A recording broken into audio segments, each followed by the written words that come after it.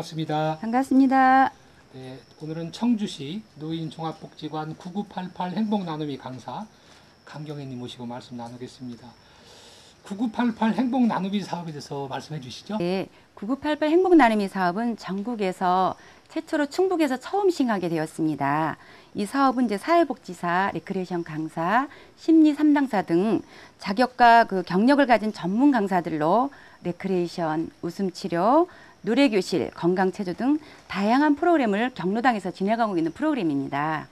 이 사업이 이제 진행되는 것은 급속한 고령화에 따라서 전통적인 요 사상이 붕괴되면서 가정의 해체로 인해 노인 문제가 많이 발생하고 있어요. 그래서 네. 특히 노인여가 문화 기회부족으로 많은 어르신들이 외로움과 우울증을 겪고 있으며 신체 기능과 인지 기능 저하를 동반한 치매 중풍 등 노인성 질환으로 발전하는 사례가 많이 있습니다.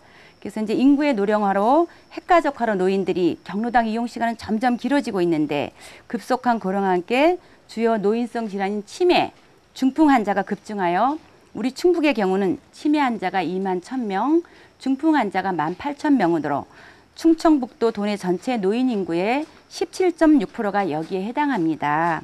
그래서 이러한 상황에서 충청북도는 치매 중풍의 사전 예방으로 사회적인 경제 절감을 하기에 건강한 노후를 보내기 위한 사업의 일환으로 9988 행복나눔이 사업을 시행하게 되었습니다. 행복나눔이 사업을 시작하게 된 계기는요. 민서노기 이시정 지사님의 역점 사업으로 사업명도 이승 지사님이 직접 장명해 주셨어요. 그래서 2012년 6월 시작으로 현재까지 활발하게 진행 중에 있습니다. 행복나눔이 사업은 노인복지 여가의 사각지대를 해소하고 새로운 여가 문화의 보급을 통해서 건강한 노년 99세 이상 팔팔하게 사시는 실버토피아 충북을 실현하고자 추진하는 사업입니다. 맞춤형 9988 행복나눔이 사업이 자리 잡아가면서 어르신들의 생활에 긍정적인 변화가 일어나고 있는지요? 네, 많은 변화가 일어나고 있죠. 이제 사업 시행 초기에는 화투나 낮잠 등 무료한 시간을 보내는 것이 일상이었어요. 이제 그러다 보니 경로당에서 어르신들이 다툼이 잦고 어려움이 있는 상황이 경로당이 그런 상황들이 많이 있었거든요. 그래서 이제 획일적이고 이제 너무 수동적인 여가 생활을 하다 보니까 어르신들 간의 다툼으로 인해서 마음의 상처도 많이 입는 그런 어르신들도 많이 있었어요. 그래서 여기에 이제 여러 가지 프로그램 개발을 지속적으로 노력하다 보니까 지금은 커다란 인기를 얻고 있는 사업으로 발전하고 있습니다. 이제 예를 들면요, 이제 경로당마다 지금은 우리가 이제 아까도 제가 데이터를 말씀드렸듯이 치매 환자가 지금 많이 늘어나고 있잖아요. 근데 경로당마다에도 초기 치매 환자들이 한두 명씩은 이렇게 같이 생활하고 있는 경로당들이 많이 있거든요. 그런 경우에 이제 몸이 불편한 동료에게 정신적인 상처를 주기도 하고요. 조금은 이렇게 이제 무시한다고 할까요? 어르신들 간에. 그리고 이제 진행 시간에도 보면 이렇게 짝을 지어서 프로그램을 진행할 때 어르신들이 그런 분하고 짝을 지으려고 하질 않으세요. 그래서 저쪽으로 가라, 이쪽으로 가라, 막 어르신들 간에 그래서 학대 아닌 학대를 하는 경우도 많이 있습니다.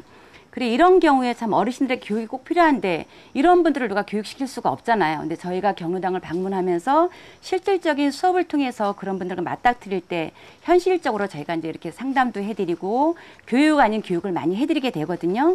그래서 예를 들면 어떻게 저희가 설명을 해드리는가 하면은 경로당은 우리가 볼 때 누구 개인의 것도 아닙니다.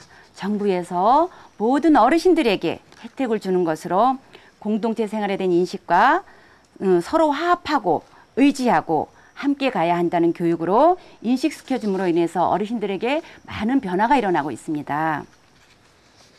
네, 특별히 무슨 프로그램이 또 있다고 들었습니다. 네, 이제 저희가 진행하는 프로그램은 복지관에서처럼 어떤 이렇게 단품으로 된 교육이 아니라요. 이제 어르신들한테 맞는 교육 프로그램, 맞춤형 교육 프로그램에 들어가 있거든요.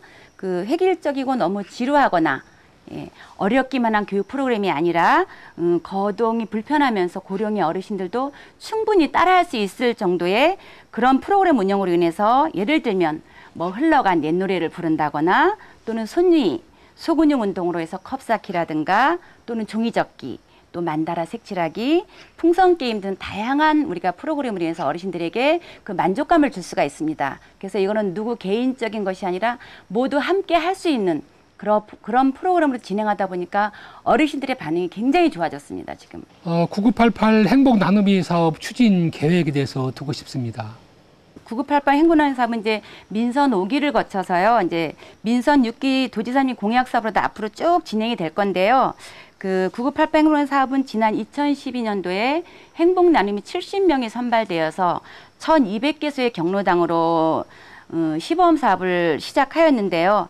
매년 이제 사업량을 확대하여서 금년에는 행복 나눔이가 170명으로 선발되어서 현재 2,400개소의 경로당을 대상으로 사업을 추진 중에 있습니다. 행복 지킴이 사업이란 어떤 사업인죠? 네, 이제 민선 6기에 들어서면서 이제 지사님이 그 행복 나눔에 대한 사업에 굉장히 애착을 가지시면서 그 진행 효과도 좋고 어르신들의 만족감이 많아지니까 지사님이 또 새로운 개발을 또 하나 하셨어요. 그래서 이제 어르신들에게 경로당 지킴이, 행복 나눔이 지킴이를 이렇게 올해 선발을 해서 시범적으로 현재 2,000명의 행복 지킴이가 선발되어서 추진 중에 있습니다. 이거를 볼 때 이승 지사님의 경로도 효실천에 대한 관심과 배려가 매우 깊다는 것을 느끼게 되었습니다.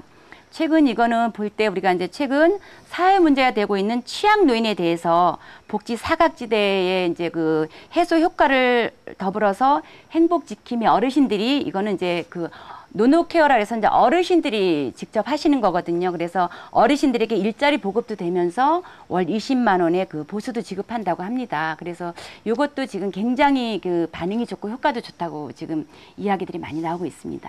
경로당 변천사 궁금합니다.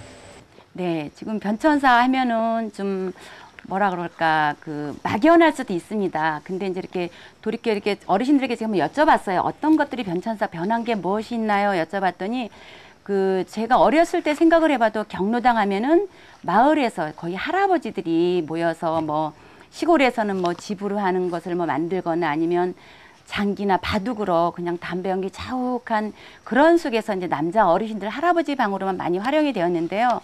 지금은 이제 보면은 평균 수명이 이제 여자가 더 길어서인지는 몰라도 지금 옛날처럼 남자 어르신들이 많은 것이 아니라 여자 할머니 방이 많이 활성화가 되어져 있어요. 그래서 이제 그걸로 볼 때도 그 경로당 하면은 지금 뭐 마을 그 주택가도 있고 지금 어디 가나 경로당은 다 있잖아요. 근데 아파트 지역에도 경로당이 다 있는데 제가 생각할 때 할아버지들이 이용이 좀 부족한 것은 제 개인적으로 생각으로 볼 때는요. 그 제도적인 문제도 좀 있는 것 같아요. 자, 경로당은 분명히 들어가면 할아버지 방, 할머니 방이 따로 구분이 되어져 있어요. 그렇지만 현관문을 열고 들어가서 그 안 내부에서 할머니 방, 할아버지 방 나뉘어져요. 그러다 보니까 그 할머니들은 모여서 같이 식사도 하시고 그랬는데 지금 또 할머니들이 할아버지가 오시면 식사를 같이 제공하려고 안 하세요. 그러다 보니까 할아버지들이 설 자리가 없으신 것 같아요. 그래서 앞으로 또 새로운 경로당이 신설이 된다고 하면은 제 생각으로는 현관문부터 따로 할아버지 방, 할머니 방이 구분이 된다면 조금 더 이렇게 할아버지들이 이용할 수 있는 시간이 더 길어지지 않을까 그런 생각도 해보고요. 또 우리가 그 공원에 가보면 어떠신 것 같아요? 그 할아버지가 많으신 것 같아요? 할머니가 많으신 것 같아요? 할머니가 많으시죠 요즘에? 아니죠. 공원에. 그 공원에 나가면. 할아버지가 많으시죠? 예, 경로당엔 할머니가 많지만 공원에 나가면 할아버지들만 많으신 것 같아요. 그렇죠? 그래서 보면은 할아버지들이 갈 데가 없으신 것 같아요. 경로당은 다 할머니들 차지가 되고 경로당은 할아버지들 못 가시니까 또 갈 데가 없으니까 공원으로 많이 밀려 나가시는 것 같아요. 그래서 그런 것도 볼 때 좀 제도적인 문제가 있지 않나 그런 생각도 한번 해봤습니다. 끝으로 어르신들이 생각하는 효란 무엇이라고 생각하시는지요? 그 이제 어르신들이 바라는 것은 오로지 이렇게 여쭤봐도 다 하나서 열까지 다 자식에 대한 얘기인 것 같아요. 예, 오로지 자식이 형제간에 우애했고 또 그 자기 손주나 자식이 잘 되는 걸 되게 원하시고요. 그리고 또 이제 가끔 부모한테도 전화도 좀 자주 해주고 가끔 찾아와 주는 게 효라고 말씀하시더라고요. 네. 그래서 저도 지금 이제 홀로 계신 시아버님을 모시고 계시지만 제가 전화를 드리고 가끔 찾아가면 저희 아버님도 누누이 하시는 말씀이 그거세요. 애비한테 잘해라, 애들한테 잘해라, 나는 걱정하지 말아라, 나는 내 혼자도 충분히 잘할 수 있다. 제가 방문을 해도 저희 아버님은요, 제가 30분을 못 앉아있게 하세요. 빨리 가라고.